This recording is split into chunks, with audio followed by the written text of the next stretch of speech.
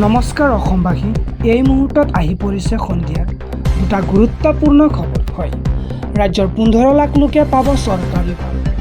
Doctor Himanta Biswa শৰ্মাৰ এই ডাঙৰ ঘোষণা। হয়, ব্ৰেকিং নিউজ। ৰাজ্যৰ লাখ লাখ দৰিদ্ৰ পৰিয়ালৰ বাবে আহি গ'ল ভাল খবৰ। চৰকাৰী ঘৰ নোপোৱা প্ৰতিটো দৰিদ্ৰ পৰিয়ালে লাভ কৰিব চৰকাৰী ঘৰ। দ্বিতীয়বাৰলৈ মুখ্যমন্ত্ৰীৰূপে শপত গ্ৰহণৰ পূৰ্বে হিমন্ত বিশ্ব শৰ্মাৰ এই ঘোষণা। হয়, ডক্টৰ হিমন্ত বিশ্ব শৰ্মাৰ ডাঙৰ ঘোষণা।